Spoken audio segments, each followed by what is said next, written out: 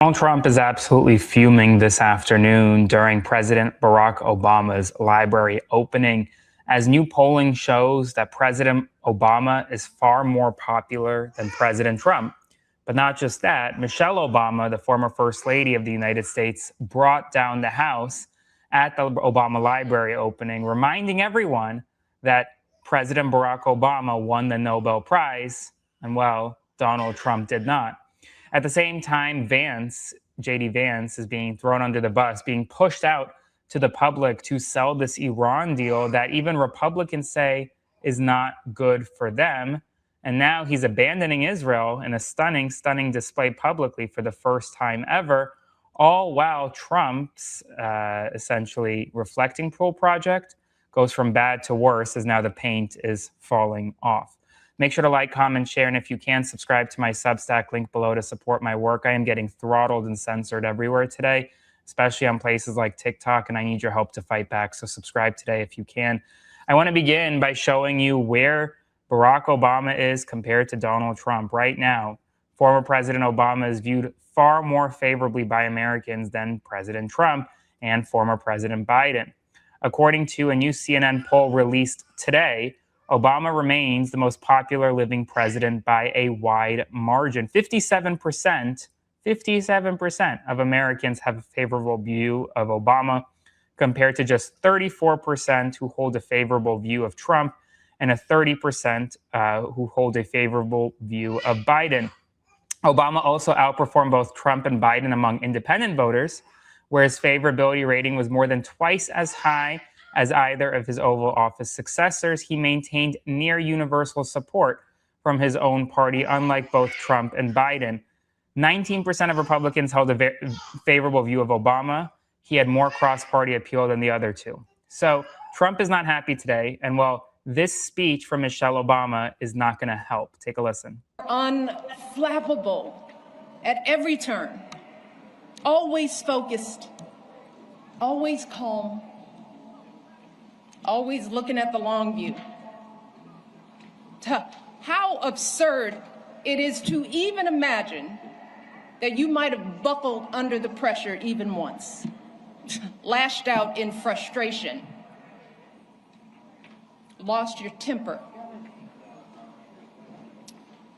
How absurd it is to imagine that you might have done anything but make our family and this entire country proud.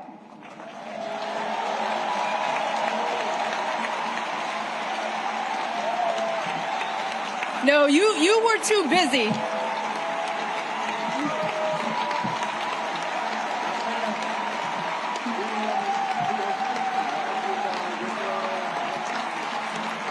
I'm not done, y'all. Not done. So much. You were doing the people's work, rescuing our economy, expanding health care, ending a war, ordering the bin Laden raid, saving an auto industry, winning a peace prize.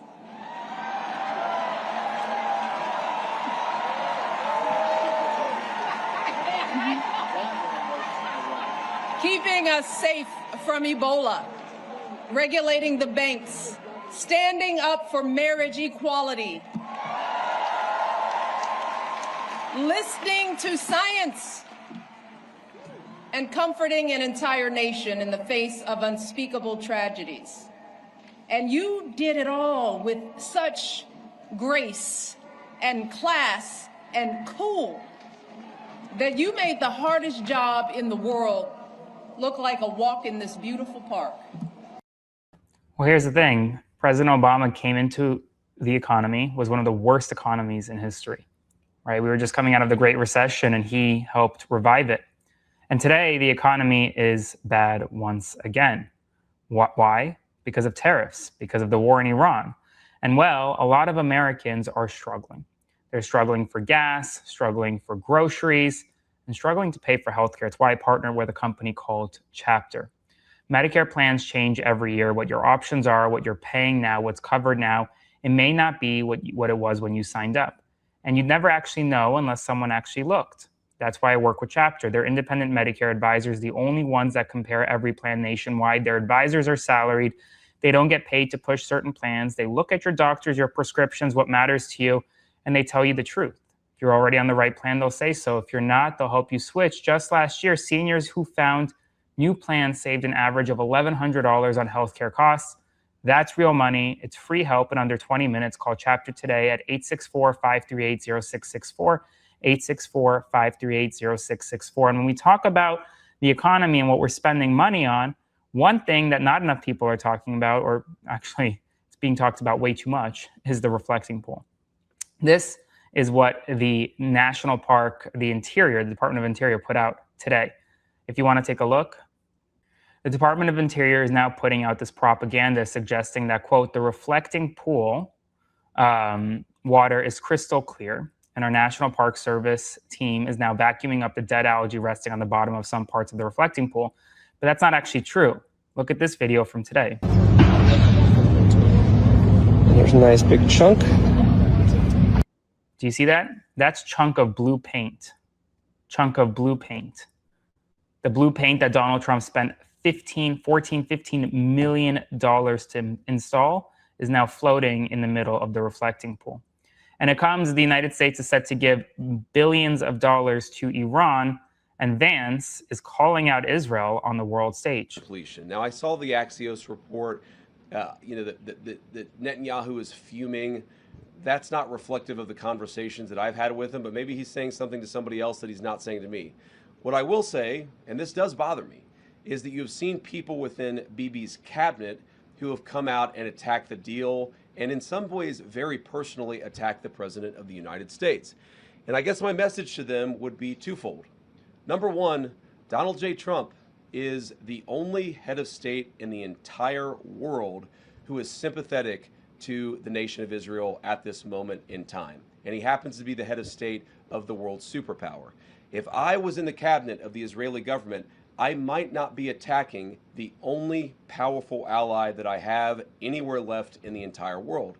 And the second message I would give to some of those cabinet members, Bibi, to his credit, has not gone down this path, but to some of these cabinet members in Israel who are attacking the President of the United States, the other thing that I would say is that over the last 3 months, 2/3 of the defensive weapons that have protected your homeland have been built by American hands and paid for by American tax dollars.